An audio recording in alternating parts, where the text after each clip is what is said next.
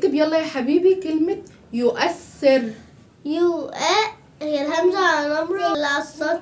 نشرح النهارده ان شاء الله كراسي الهمزة. يعني ايه كراسي الهمزة وامتى يعرف يتملى بسهولة اي كلمة فيها همزة. اول حاجة عايزين نعرفها ايه هو اصلا صوت الهمزة. الهمزة صوتها فاي شكل من اشكالها فهي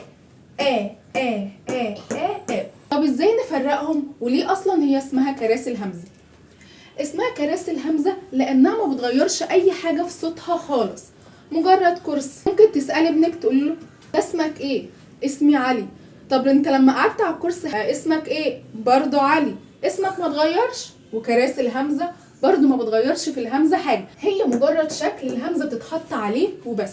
طب ما انا كده اتلخبطت، طب انا امتى اعرف ان هي همزة على الف، همزة على واو، همزة على ياء، همزة على نبرة او سنة، او همزة على السطر؟ ده اللي احنا هنقوله دلوقتي. ركزوا معايا، هنقوله بطريقة سهلة جدا ومبسطة خالص من غير كلام كتير. اول حاجة الهمزة اللي على الالف.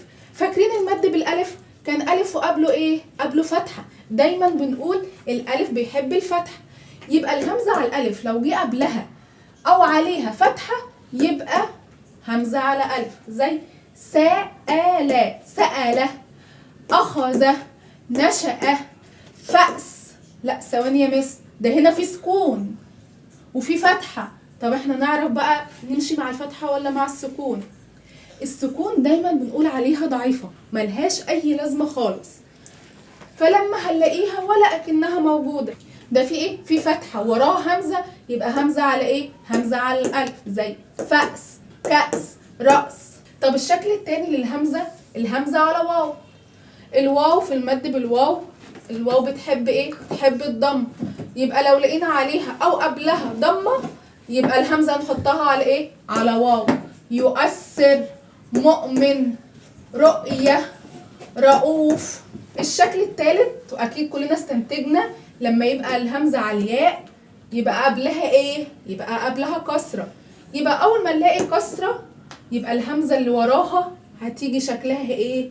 هيجي همزه على ياء. زي قرئ، هادي، لو الهمزه على نبره او على سنه دي بيجي عليها ايه؟ احنا خلصنا كل الحركات، الفتحه والضمه والكسره. الهمزه على النبره بيجي قبلها ايه؟ بيجي برضو قبلها كسره. هي على الياء ولا على النبره؟ الهمزه على الياء، الياء هنا شكلها ايه؟ ياء بطه، والياء البطه بتيجي في اخر الكلمه، يبقى لو في كسره وبعدها همزه بس الهمزه اخر حاجه في الكلمه تبقى الهمزه على ايه؟ على ياء. طيب لو في كسره بس الهمزه في النص هتبقى همزه على ايه؟ على نبره. زي فئه، رئه، يئسه، مئه. واخر شكل من اشكال الهمزه هي الهمزه على سطر، ما هياش قاعده على كرسي.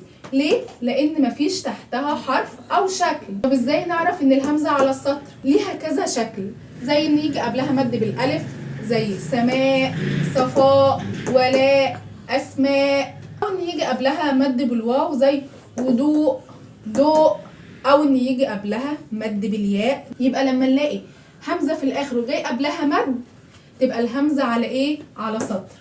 وفي طبعا لما يكون عليها سكون وقبلها سكون، ولها اشكال كتير، بس ده الاساس اللي الطفل يعرفه علشان يعرف يتملى كويس، ما يفضلش يسالك يا مس او يا ماما هي الهمزه نكتبها فين؟ هي دي همزه ولا الف؟ هي دي اشكال الهمزه. يا رب اكون وصلتها بطريقه سهله، ويا رب يكون علم ينتفع به. ما تنسوش تصلوا على النبي صلى الله عليه وسلم. شكرا.